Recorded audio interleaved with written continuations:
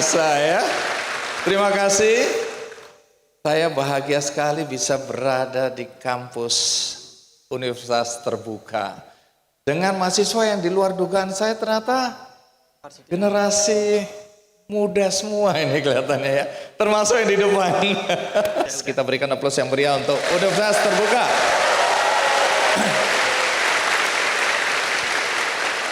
Teman-teman, saya ini sering sekali keliling Indonesia, masuk ke daerah-daerah di mana banyak anak-anak Indonesia yang tidak mendapatkan kesempatan untuk mengakses pendidikan dari daerah mereka. Banyak sekali yang tertinggal di luar kota-kota besar. Tapi melalui Universitas Terbuka, mereka bisa mendapatkan pendidikan yang layak. Jadi saya bahagia sekali karena hari ini saya berada di sebuah kampus yang memberikan peluang bagi anak-anak Indonesia untuk bisa meraih mimpi mereka, bisa mewujudkan cita-cita mereka. Dan saya yakin banyak di antara teman-teman yang hadir juga merasakannya.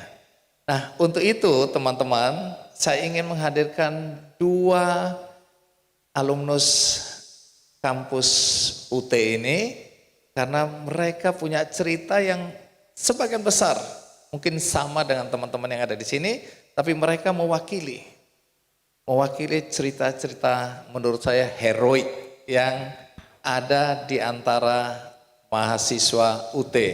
Nah, siapa tamu kita hari ini teman-teman? Kita sambut dengan meriah sekali alumnus UT yang bernama Alvin Novem Yanto.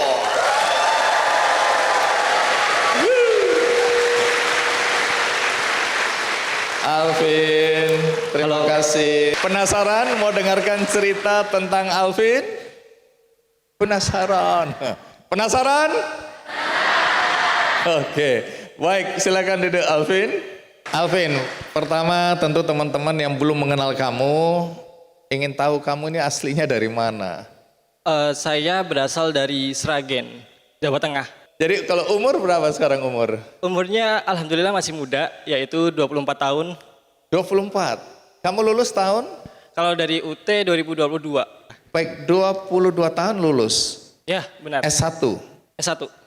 Jurusan apa waktu itu? Kalau di Universitas Terbuka, Alvin dari Ilmu Hukum. S1 Ilmu Hukum. Oh, ada sporternya. Oke. Terus sekarang kamu udah kerja atau melanjutkan kuliah? Jadi setelah dari Universitas Terbuka, saya melanjutkan kerja, terus alhamdulillah nyoba beasiswa dari LPDP, dan sekarang saya menjadi mahasiswa di Universitas Gadjah Mada.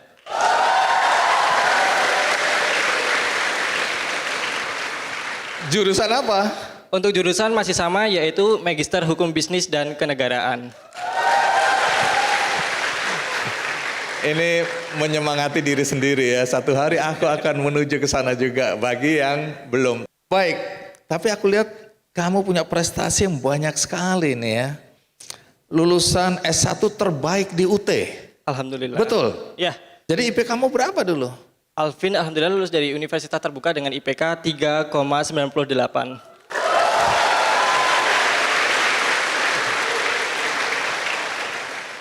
Terus kemudian kamu pernah terpilih dalam pertukaran mahasiswa ke Harvard University di Amerika. Iya, jadi alhamdulillah pada saat itu ada pembukaan pada saat COVID itu kan ada MBKM. Nah, kemudian dari Prodi itu memberikan rekomendasi kepada saya untuk mendapatkan beasiswa IC Institute dari Kemendikbudristek, dan alhamdulillah saya mendapatkan kesempatan di Harvard dan di Tsinghua University Chinese selama 1 semester. Terus kemudian terpilih sebagai salah satu duta inspirasi Indonesia. Iya. Kemudian Outstanding Influencer of the Year ya by ILAA India, itu apa maksudnya? Jadi itu sejenis International Leadership Achieve Award. Jadi karena itu kan ada event bergengsi dari India, kemudian Alvin mencoba dengan mengirimkan CV Alvin dari kuliah dari Universitas Terbuka dan kemudian dipilih menjadi Outstanding Influencer seperti itu, Mas Andi. Baik. Masih banyak Alvin, tapi kalau kita sebutkan bisa 7 hari 7 malam nggak selesai ini. Ya. Dan memenangkan banyak sekali atau ratusan ya kompetisi-kompetisi yang kamu ikutkan. atau kamu ikuti ya, dan kemudian juga menjadi pembicara di berbagai event ya. Ya. Orang tuamu pendidikannya apa? Kalau keluarga, alhamdulillah saya dari keluarga yang sangat sederhana. Saya dari broken home teman-teman, kemudian saya ikut ibu. Ibu saya untuk pendidikan hanya SMP, seperti itu Pak. Jadi sangat rendah kalau untuk di pedesaan yang daerah pelosok. Oh, jadi ayah ibumu berpisah. Iya. Kamu ikut ibu dari kecil. Dari sejak lulus SD 2011. Oke, pendidikan ibu SMP. SMP. Ibumu single parent ini ya. Yes. Itu harus menghidupi berapa anak itu? Alvin 3 saudara, ada kakak perempuan, Alvin, kemudian adik perempuan juga. Ibu pekerjaannya apa? Ibu hanya seorang pemulung. Jadi kalau untuk profesi ibu itu, jadi beliau itu dari jam 1 pagi sampai jam 7 pagi itu beliau harus mencari sampah yang bisa dikelola ibu. Seperti itu. Kemudian di jam selanjutnya ibu istirahat dan kemudian ibu balik ke rumah. Jadi gini teman-teman, karena kan kita kan dari keluarga yang sangat sederhana. Kita itu dulu pada saat bisa dengan bapak, kemudian kita untuk memutuskan untuk ngekos gitu Mas Andi. Jadi ngekos dan ibu kan berprofesi cuma sebagai tukang rosok, dan ternyata rosok itu dikumpulkan di kos ibu dan itu ternyata mengganggu, kemudian kita diusir. Kemudian kita ngekos lagi, pindah kos lagi dengan ukuran cuma 2x3 itu buat 4 orang teman-teman. Kita kan udah memutuskan untuk ngekos di ukuran 2x3 itu tadi. Kemudian ibu memutuskan untuk membangun gubuk rosok itu di pinggir rel. Kayak gitu, dan beberapa bulan ke depan itu kemudian gubuk ibu digusur karena kan itu juga ada pembangunan. Dengan adanya hal tersebut kemudian ibu memutuskan untuk ngekos dan itu hanya untuk dikelola sampah-sampahnya. Dan jadi kalau ibu tadi setiap hari tidurnya di kos tersebut yang hanya bisa mengelola sampah, dan itu kalau aku pikir tempatnya itu tidak layak untuk dipakai karena banyak sekali kecoa, tikus, bahkan serangga-serangga yang lainnya itu bisa berkeluyuran lah ibaratnya kayak gitu. Kerjanya itu dari jam 1 pagi sampai jam 7 pagi, kemudian balik ke rumah itu sekitar jam 11, cuma ngasih makanan. Itu pun kalau ngasih makanan ya Mas Andi, kadang tuh ibu sempat menitipkan kertas kecil tuh kayak, maaf ya hari ini ibu nggak masak kayak gitu. Jadi ibu ini, tunggu dulu. Saya jadi ingat ibu saya. Hampir sama kita nasibnya. Jadi ibumu itu bekerja pada malam hari sampai pagi hari. Ya, seperti itu. Jadi kalian tinggal sendiri, ibu tinggal di gubuk waktu itu? Ya, ibu kalau dulu itu pas di gubuknya di pinggir rel itu, Pak. Seperti itu. Jadi kalau kamu bisa mengingat kembali, sesulit apa masa-masa di mana kamu tumbuh dan berkembang sementara tanpa ibu, karena ibu harus mencari nafkah sebagai pemulung? Ya, jadi mungkin kalau teman-teman tahu juga, kan kita kan juga dari keluarga yang mungkin sederhana gitu kan. Kadang kita juga harus makan hasil mulungnya ibu itu. Jadi kayak mungkin ada makanan sisa terus dibawa ibu. Emang perjuangannya itu sangat menyedihkan mungkin karena selalu direndahkan juga sama masyarakat kayak gitu. Jadi ya terharu kalau mengingat masa-masa yang dulu. Tentu kami semua di sini bertanya-tanya ya, bagaimana mungkin anak seorang pemulung ya yang harus menghidupi anak-anaknya dengan situasi dan kondisi seperti tadi, lalu kamu kok bisa sekolah sampai setinggi ini? 2017 Alvin lulus SMA, kemudian Alvin untuk melanjut, habis itu Alvin kerja 1 tahun, habis itu di tahun 2018 Alvin dinotis sama guru SMA, Alvin kamu nggak kuliah ya gitu kan Mas Andi. Terus ya Bu saya nggak kuliah.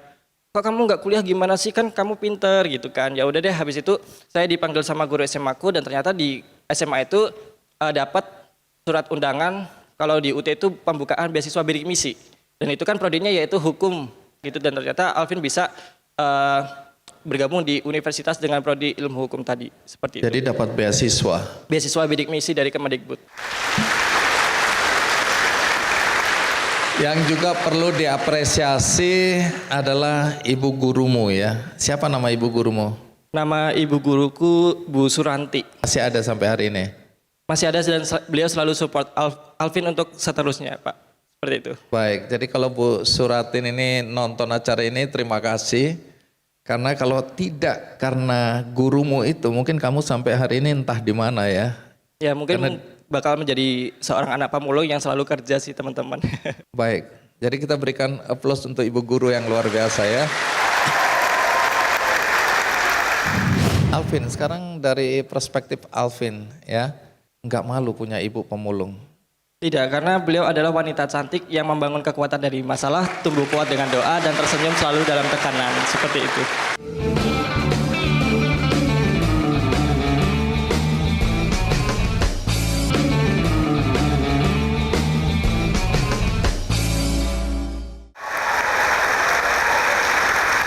Ibumu masih ada sampai hari ini? Alhamdulillah, ibu sangat sehat. Sangat sehat. Sangat sehat. Masih memulung atau sudah berhenti? Ibu masih bekerja dengan profesinya yaitu seorang pemulung, Mas Andi. Nah, tunggu dulu, Alvin. Kakakmu ada yang sudah bekerja tidak? Kakak bekerja? Kamu sekarang kuliah, Ya, Alvin dapat kuliah. beasiswa. Itu artinya kan kamu dapat uang saku. Alhamdulillah. Kalau begitu kenapa ibumu masih memulung sampai detik ini? Ya, karena di sini kami juga perekonomiannya masih kurang mendukung, belum stabil. Jadi di sini kita juga harus bekerja untuk keperluan masing-masing terlebih dahulu seperti itu. Jadi di satu sisi memang ini oleh karena keadaan, tapi di lain sisi ibu juga ingin tetap memulung, begitu? Ya, Baik, kalau gitu kita panggil langsung Bu Warsiti, ibu dari Alvin.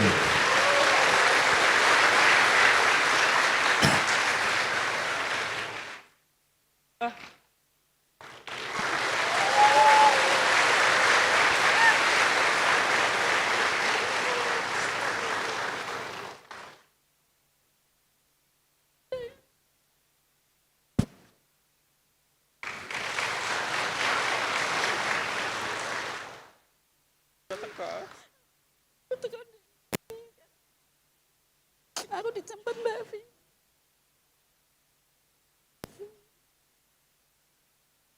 Iya. Bu Warsiti, terima kasih ya sudah mau hadir ya. Masih mau kangen-kangenan? Iya Kami kan? tunggu 7 hari 7 malam gak ada masalah. Aduh, saya juga nangis jadinya Bu, suaranya serak. Bu Warsiti ya, Iya, masih memulung Bu. masih. Kenapa? Ya saya kalau nggak nyari rosok, nggak pemulung itu nggak makan Pak. Ntar kalau dapat kita kumpulin kan buat beli beras. Menghidupin anak-anak dan keluargaku. Waktu Alvin sekolah buat saku sekolah Pak, biar anak saya sekolah. Semua anak-anak yang masih duet itu biar sekolah Pak, biar punya pendidikan. Jadi kita nyari rosok itu saya kumpulin, ntar kalau jual ya buat saku sekolah anak, buat belanja, buat beli beras gitu Pak. Jadi ibu memang tahu ya situasi dan kondisi sehingga ibu berjuang untuk supaya anak-anak bisa sekolah dengan baik walaupun ibu harus memulung. Iya, Kerja dari malam sampai pagi. iya sampai sore jam 4. Oh, sampai sore lagi. Iya, buat ngelola sampah itu, Pak. milah-milah mengolah gitu loh Pak. Oh, setelah di Ya. rumah masih kerja Ya. lagi untuk memilah-milah. Iya. Ini Bisa. mulung apa nih Bu? Ya botol, ya plastik, kardus gitu Pak. Terus dijual ke ada yang menampung lah. Iya, pengepulnya. Rata-rata bisa mengumpulkan berapa Bu dalam sehari atau seminggu? Ya, seminggu itu enggak pasti Pak, soalnya harga ya naik ya turun, kadang ya laku 500, ya 600. Enggak mesti, kadang 400. Tapi kalau buat kebutuhan ya kurang lah Pak. Alvin, sekarang dari perspektif Alvin ya, nggak malu punya ibu pemulung? Tidak, karena beliau adalah wanita cantik yang membangun kekuatan dari masalah, tumbuh kuat dengan doa, dan tersenyum selalu dalam tekanan. Seperti itu. Tapi apakah kamu dalam keseharian atau dalam kegiatan-kegiatanmu menyembunyikan siapa ibumu dan profesinya apa? Tidak pernah. Saya sangat bangga mempunyai Ibu Warsiti sebagai Ibu Alvin.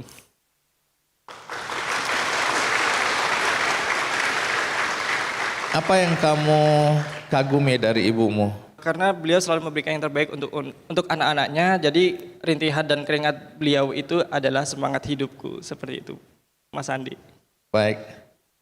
Jadi Ibu, sekarang Ibu bisa lihat Alvin ya, Iya, sudah mau S2. iya. Ibu tahu S2 itu apa Bu? Nggak tahu, Pak. Pokoknya hebat gitu aja Bu Iya. ya. Saya Iya. nggak ngerti apa-apa, Pak. Kalau nggak dikasih tahu dari anak saya nggak tahu. Oke. Bagaimana perasaan Ibu melihat Alvin hari ini? Saya seneng, Mbak, kagum. Pokoknya saya senang banget senang kalau anak.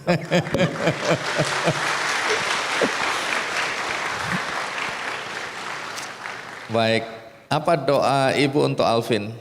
Biar itu dia lancar belajarnya, biar sukses cita-citanya apa yang ditercapai. Aku senang, aku bangga punya Alvin, bisa membawa nama baik orang tua sama keluarganya, Pak. Ibu umur berapa sekarang? 52. Kapan mau berhenti jadi pemulung? Ya kalau saya berhenti ntar anak-anak nggak makan, Pak. Tapi Ibu sendiri nggak malu jadi pemulung? Enggak. Yang penting saya jujur, nyari rezeki yang halal, nggak mengganggu semua keluarga tetangga apapun, Pak. Yang penting jujur, Pak, saya. Baik. Terima kasih Bu Warsiti, Iya. diganggu. Boleh kembali nanti kangen-kangenan di belakang layar ya. Iya. Baik, terima kasih, kita berikan aplaus untuk wanita yang luar biasa, Ibu Warsiti ya. Terima kasih Bu Warsiti. Alvin, saya dengarkan kamu sekarang banyak kegiatan ya, jadi juri, jadi pembicara, kemudian ikut berbagai kompetisi, aktif dalam kegiatan sosial ya. Ya. Nah, di luar sana Alvin, masih banyak anak muda, anak Indonesia yang mungkin latar belakangnya seperti kamu ya, dari keluarga yang relatif kurang mampu, kemudian berjuang untuk bisa mendapatkan pendidikan yang layak, tapi bisa juga mereka tidak punya keberanian dan tidak punya mimpi yang tinggi Ya. untuk bisa seperti kamu hari ini. Adakah sesuatu yang bisa kamu sampaikan untuk memberikan dorongan semangat bagi anak-anak Indonesia dimanapun berada yang saat ini tidak berani bermimpi besar karena kondisi dan situasi ekonomi di keluarganya? Dari Alvin, jangan pernah bunuh mimpimu hanya karena faktor ekonomi. Ingat, siapapun bisa jadi apapun. Jadilah versi terbaikmu setiap hari, karena badan boleh lelah, mata boleh basah, tapi hati tidak boleh menyerah. Kamu tidak perlu hebat terlebih dahulu untuk memulai, akan tetapi yang perlu kamu lakukan adalah memulai untuk menjadi hebat. Semakin tinggi mimpi yang kamu punya, semakin besar juga pencapaian yang akan kamu dapat. Dan tidak ada mimpi yang terlalu tinggi untuk dicapai, yang hanya ada niat terlalu rendah untuk melangkah. Seperti itu.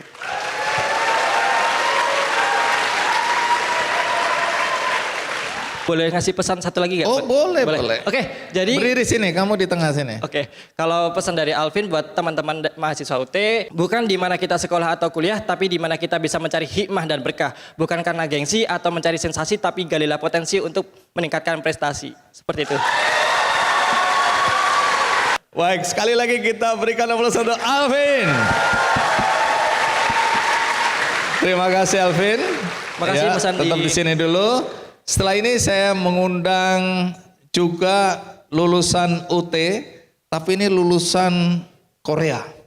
Luar biasa. Lain. Beda ya. Lain. Ini lulusan Korea ya, UT Korea. Nah, siapa dia dan bagaimana ceritanya? Ikuti terus Kick Andy. Yang terakhir itu diusir dari yang punya tanah. Jadi saya selama hidup 27 tahun itu mengalami sendiri diusir itu 5 kali.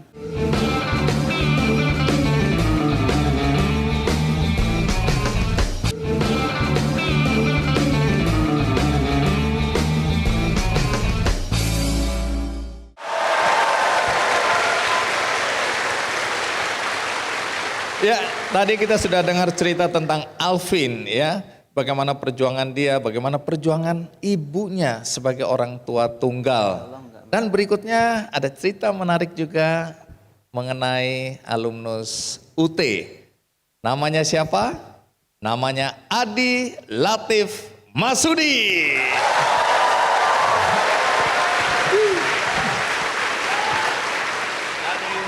Adi, terima kasih ya. Silakan nyapa teman-teman yang hadir di sini dan siapapun yang mungkin menonton acara ini di luar sana. Halo, annyeonghaseyo yorobun. Oke, ternyata sudah tahu bahasa Korea Mas Andi. Oh itu bahasa Korea tadi? Iya, itu tadi salam dari bahasa Korea. Oh, coba diulang lagi, aku pikir bahasa... Annyeonghaseyo yorobun. Oke, salam kenal. Nama saya Adilati Masuti dan saya dari Blora. Saya alumni UT Korea Selatan. Terima kasih. Oke, silakan Dede Ade. Baik, Ade, jadi benar ya, kamu lulusan UT Korea. Iya, betul Mas Ini Andi. Korea Utara atau Korea Selatan? Saya lulusan Korea Selatan. Korea Selatan ya. Tunggu dulu, kok bisa berada di Korea? Ceritanya cukup panjang. Jadi dimulai dari kelas 2 SMK, waktu itu saya sempat sekolah sedikit bahasa Korea secara gratis selama 3 minggu. Kemudian saya lanjutkan setelah lulus. Sebenarnya pengen kuliah Bang Andi, tapi waktu itu tidak diizinkan oleh orang tua karena ya 1-2 hal. Sehingga saya melanjutkan perjuangan untuk ke Korea Selatan dan berangkat ke sana sebagai PMI dan berakhir sebagai mahasiswa. Seperti itu. PMI itu apa? PMI kepanjangan dari Pekerja Migran Indonesia. Oke, yang biasa dikenal juga dengan TKI. TKI, ya. Oke ya, Pekerja Migran Indonesia. Berapa lama kamu kerja di sana ya? Saya di Korea selama 5 tahun setengah. Dari 18 Desember 2017 sampai 22 Juli 2023 maaf. Oke, jadi waktu berangkat itu sebenarnya cari kerja ya? Iya, Cari kesana hidup ya? sebagai Nggak terpikirkan bahwa itu akan bisa membuat kamu belajar dan dapat gelar sarjana di sana ya? Sebenarnya saya sudah menyiapkan dari awal Mas Andi. Jadi jadi sebelum ke Korea itu kan kita ada fase untuk preliminary training. Jadi kita dikenalkan dulu bagaimana kondisi kerja di sana, bagaimana kebudayaan di sana. Dan waktu itu saya ketemu alumni UT juga yang namanya Mas Edi kalau enggak salah ya. Apa dampak dari pertemuan dengan Mas Edi hari itu? Jadi waktu itu beliau menyampaikan bahwa kalau kamu ke sana, kamu misal mau kuliah itu bisa gitu. Loh, bisa kuliah di mana Mas? Waktu itu saya tanya. Terus ternyata beliau cerita beliau alumni dari UT Korea Selatan. Sehingga waktu itu saya menjadi mahasiswa yang paling siap untuk mendaftar di sana sebenarnya. Karena dari sekian teman itu hanya saya membawa berkas. Nah, Ya karena yang lain mungkin tujuannya mencari nafkah gitu ya, nggak terpikirkan. Tapi kamu sudah atur strategi. Jadi ini bukan sesuatu yang tiba-tiba ya. Memang rencanamu, mimpimu untuk bisa kuliah dan kemudian bisa jadi sarjana. Di sana kerja di mana? Perusahaan apa dan jadi apa? Saya bekerja di perusahaan Dongil DNM Co Ltd. Waktu itu satu naungan di bawah grup LG. Jadi saya produksi untuk spare part mesin cuci. Nah yang jadi pertanyaan sebenarnya orang tuamu pekerjaannya apa ini di Blora ini? Orang tua saya, ini mohon maaf bukan berarti saya merendahkan secara profesi. Saya tahu orang tua saya itu sangat mulia karena beliau memperjuangkan saya sampai hari ini. Beliau profesinya adalah buruh tani dulunya. Beliau juga sempat menjadi TKI waktu itu. Ibu saya dari 2003 sampai 2008 itu di Arab Saudi.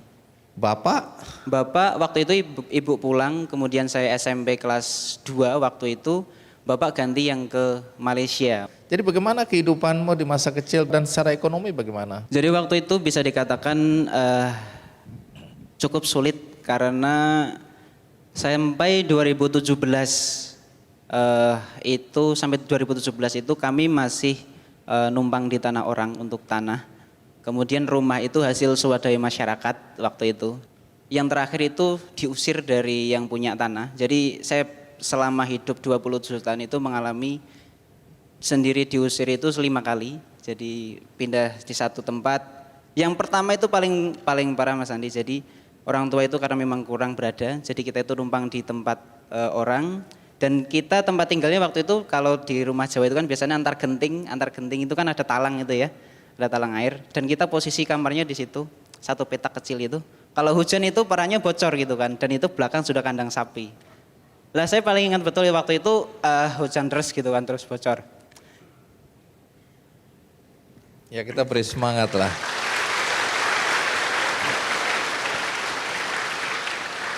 Tapi ya itulah, sudah nanti saya makin terbawa. Singkat cerita itu terus kemudian 2017 itu pada intinya saya bertekad bahwa Nah, dulu saya itu kenal profil Pak Khairul Tanjung ya. Jadi beliau itu mengeluarkan statement dalam bukunya yang Anak Singkong itu bahwa pendidikan adalah satu-satunya jalan untuk memutus rantai kemiskinan. Jadi saya pegang kuat itu dan sampai hari ini selesai. Terima kasih karena dari awal kami udah nangis. Jadi kamu tidak mengajak kita menangis lagi ya. Kamu kerja di Korea. Ini menyingkat supaya kamu nggak nangis lagi nih. Iya, jangan digiring ke sana Bang Adi. Iya. Tolong. Tapi di Korea ada adegan sedih lagi nggak nih? Kalau enggak kita akhiri terima kasih gitu ya. Enggak, momen di Korea itu momen Momen kebangkitan. Iya, momen kebangkitan Kalau gitu gitu. langsung ke Korea aja. Waktu berangkat ke Korea umurmu berapa? 19 tahun. Kamu lulus jurusan apa? Saya manajemen bisnis, manajemen. Pekerjaan sekarang apa? Sekarang saya menjadi petani Bang Andi. Petani apa? Petani melon premium. Tunggu, nanti kita usut korelasi manajemen bisnis dengan melon ini ya. Walaupun gak sombong kali kamu ini. Melon premium ya, nanti Iya. kita cek. Tapi saya ingin ke Pak Rektor, karena kebetulan Pak Rektor hadir di sini ya. Pak Rektor, Profesor Ojat Darojat M. Bush, PhD ya. UT itu lahir tahun berapa ya? UT lahir pada tanggal 4 September 1984. Jadi Oh, 40 tahun yang lalu. Kalau UT ini kampusnya sekarang di Indonesia ada berapa ya? Kita punya kantor UT Pusat yang berlokasi di Pondok Cabe di sini. Tapi juga dilengkapi dengan kantor-kantor cabang di daerah yang kita sebut sebagai unit program belajar jarak jauh, UPBJJ. Sekarang disebut sebagai UT daerah 39, tersebar di 37 provinsi di seluruh Nusantara. Tapi dilengkapi dengan satu kantor untuk melayani mahasiswa UT luar negeri. Jadi jumlahnya ada 40 kantor cabang. Saya membayangkan UT itu mahasiswanya itu ASN, ya pejabat, bupati, gubernur atau tokoh-tokoh sosok-sosok yang kita kenal yang sesudah dia bekerja ya, kemudian ingin menambah ilmu dan ingin mungkin mendapatkan gelar sehingga masuk, dan bayangan saya itu kan ya orang yang sudah kolonial lah ya. Ternyata saya kaget ini. Ini mahasiswa beneran atau bayaran ini Pak? Kok muda-muda sekali. Jadi siapa yang belajar di UT ini? Yang ada di pikiran Bang Adi itu tidak seluruhnya salah. Dulu ketika di awal-awal UT didirikan memang mahasiswa UT banyak didominasi oleh orang-orang tua. Termasuk tadi orang-orang yang sudah bekerja mengerti sebagai PNS dan lain-lainnya. Tetapi seiring dengan perkembangan yang dicapai dalam dunia teknologi dan informasi, pada saat ini segmen mahasiswa UT sudah berubah secara signifikan dari yang tadinya didominasi oleh orang tua, sekarang didominasi oleh anak-anak muda, di mana berdasarkan data yang ada pada kami, dari 551.000 mahasiswa yang sedang aktif kuliah pada semester ini, 76% mereka berusia di bawah 24 tahun. Nah, yang juga jadi pertanyaan kualitas. Masih ada orang yang meragukan kualitas pendidikan di UT. Bagaimana Rektor menjawab pertanyaan ini? Salah satu kendala atau tantangan yang kita hadapi dalam penyelenggaraan pendidikan jarak jauh terkait dengan persepsi umum yang berkembang di masyarakat bahwa pendidikan jarak itu sebagai second rate education. Mereka tidak yakin dengan kualitas hasil lulusan yang akan dicapai oleh perguruan tinggi jarak jauh. Dan itu di awal-awal. Tapi kemudian seiring dengan tahapan upaya yang kita lakukan, dan kita yakini bahwa kualitas hanya satu-satunya pilihan yang kita tempuh dalam penyelenggaraan UT untuk menawarkan program pendidikan yang dibutuhkan oleh masyarakat. Jadi kita sangat fokus, kita mengadopsi dan kita melakukan yang disebut sebagai sistem penilaian kualitas atau Simintas UT di bawah koordinasi Pusmintas. Kita juga mengadopsi quality framework yang datang di luar, diadopsi di tempat kita. Dan untuk memastikan bahwa kualitas kita memang bagus, maka kita bukan hanya menghadirkan Badan Aksi Nasional Pendidikan Tinggi, BAN PTK di UT, Tetapi juga secara volunteer kita menghadirkan badan-badan atau agensi dari luar internasional datang ke tempat kita. Sebagai contoh misalnya ISO Quality Assurance Agencies datang ke tempat kita. Kita juga menghadirkan International Council for Open and Distance Education ICD datang ke tempat kita untuk memastikan bahwa praktik penyelenggaraan pendidikan jarak jauh yang kita lakukan correspond well dengan standar global. Dan alhamdulillah UT sejak tahun 2005 sampai dengan saat ini kita mengantongi sertifikat for quality dari ICDI. Baik. Sebenarnya kalimat itu jauh sebelum saya ke Korea itu sudah dibicarakan sama tetangga. Karena berangkat dari orang kurang berada itu memang benar itu salah, salah apalagi seperti itu.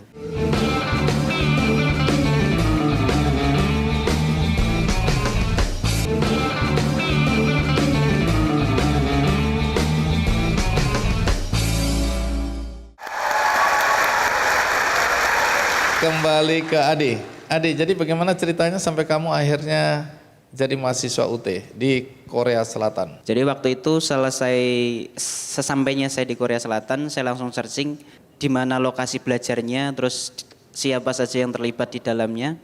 Saya langsung daftar di UT dan registrasi mulai aktif itu Agustus 2018 sepertinya. Baik, berapa lama kuliah kemudian lulus sebagai sarjana? 4 tahun efektif. 4 tahun. Iya. Manajemen bisnis. Iya, manajemen bisnis.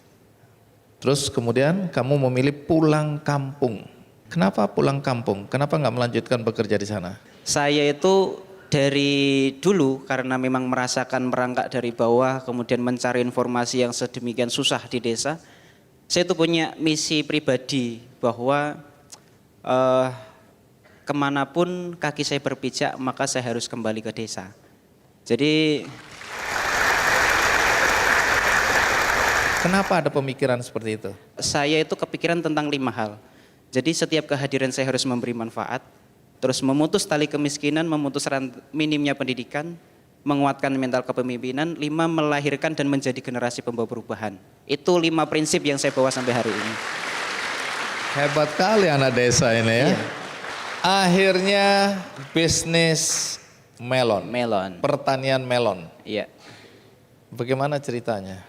Jadi singkat cerita waktu itu setahun sebelum saya pulang, saya sudah riset terlebih dahulu. Saya ingin pulang ke desa sekiranya apa bisnis yang paling relevan saya jalankan untuk di desa. Sehingga desa itu memang tidak bisa jauh-jauh dari 2 hal, pertanian dan peternakan. Sehingga waktu itu saya kemudian bikin daftar sekitar 30 bisnis di 2 sektor tersebut. Sehingga waktu itu saya terwujudkan menjadi 7. Dan ke-7 hal itu kemudian saya bawa ke waktu itu kebetulan saya mendapat kesempatan untuk ibadah haji tahun 2023. Jadi sebelum saya pulang, jadi di sana kemudian intinya saya berdoa dan entah bagaimana Tuhan itu membolak-balikan hati saya dimantapkan untuk bergerak di sektor pertanian. Oke, jadi melon premium ini sukses. Saya tidak bisa membahasakan sukses, akan tapi itu yang diceritakan orang-orang seperti itu.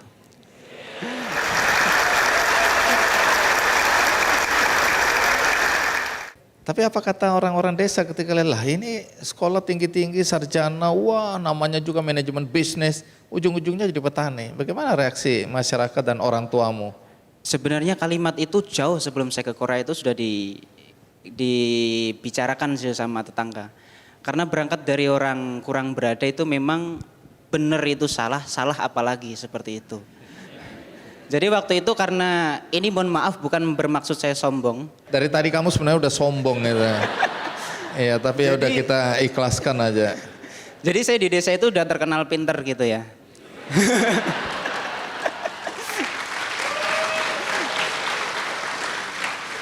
Terus?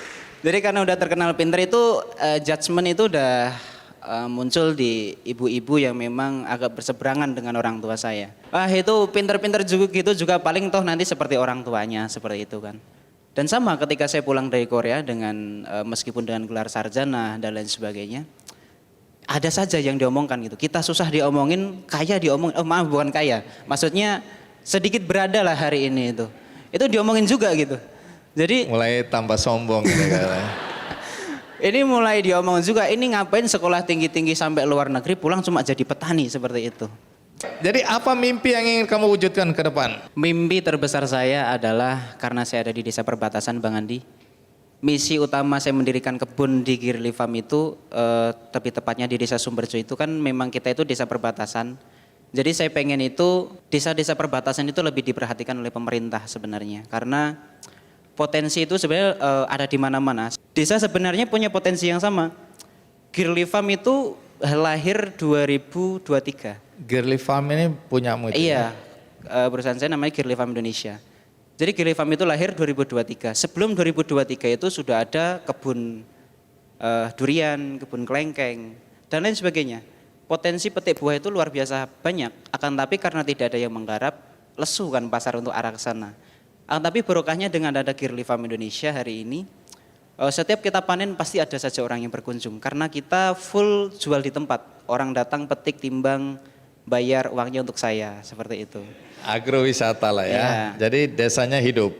Desa semakin hidup dan alhamdulillah kemarin Bapak Bupati, Bapak Haji Arif Rahman, secara khusus waktu Idul Adha di hari libur itu beliau datang berkunjung, sekalian menggeret Bapeda, sekalian membawa alat ukur jalan dan ketemu 7,5 kilometer, sehingga di momen Kick Andy ini semoga ikut mengawal Bapak Bupati membangun akses ke daerah kami di 2025.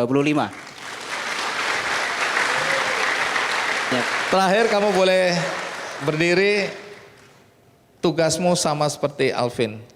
Sampaikan sesuatu buat mahasiswa yang ada di sini, anak-anak muda terutama, yang tua juga belajar dari anak muda, dan siapapun yang ada di daerah yang menonton acara kita hari ini. Silakan, apa pesanmu? Baik, terima kasih untuk waktunya. Untuk teman-teman anak muda, di sini saya berdiri bukan menjadi yang terbaik karena tentu banyak alumni UT itu yang sudah menjadi orang yang lebih bisa dipandang daripada saya hanya sekedar petani seperti itu. Akan tapi saya adalah orang yang berangkat dari desa, saya dari desa perbatasan, sehingga saya itu punya satu gambaran besar adalah waktu kemarin bulan Juni saya diundang di salah satu kampus di Jakarta waktu itu.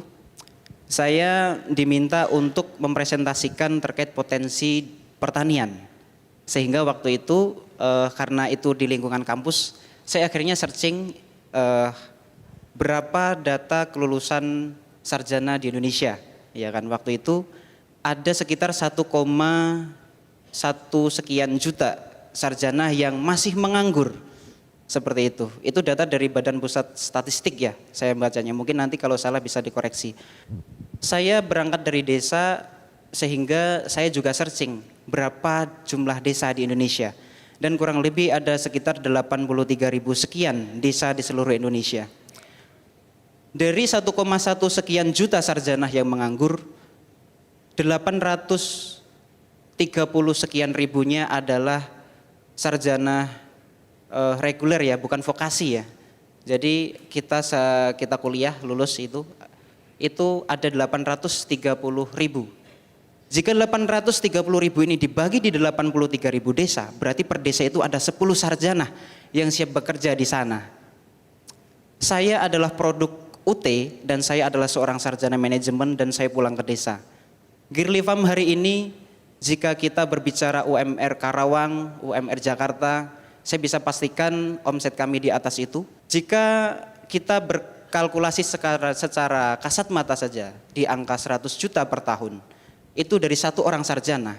Bagaimana dengan 10 orang sarjana, berarti kita sudah 1 miliar di satu desa.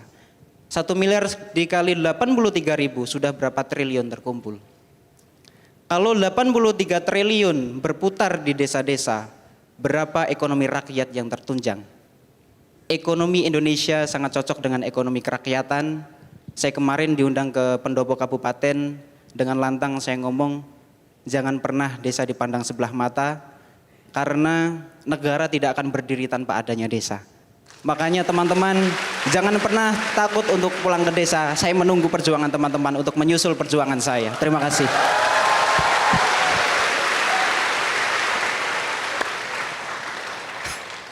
Desa adalah masa depan Indonesia.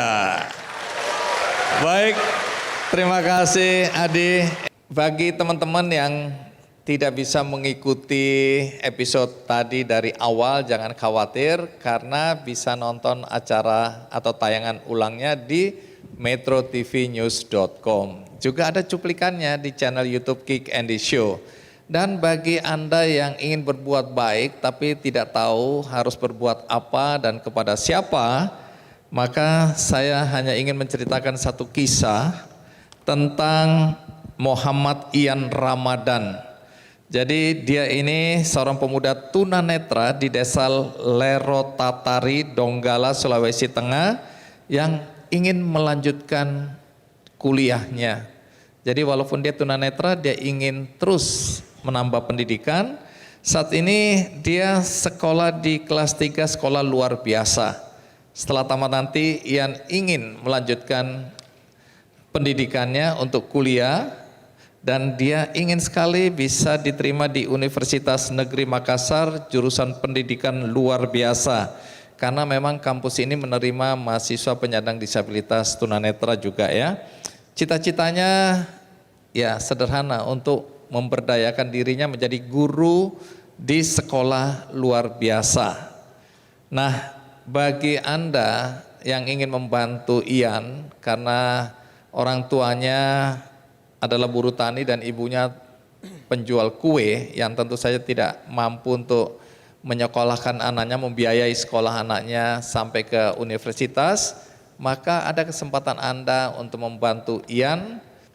Bagi Anda yang tergerak hatinya dan ingin membantu Ian, silakan klik benihbaik.com.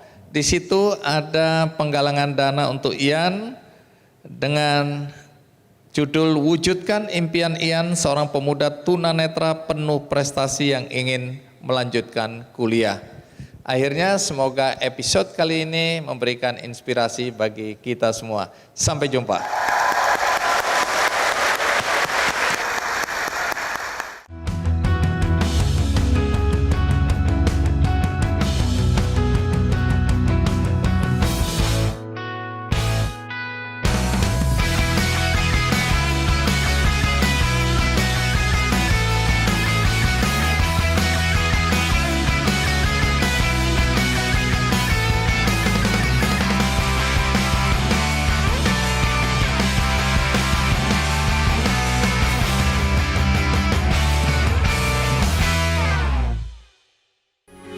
Metro TV.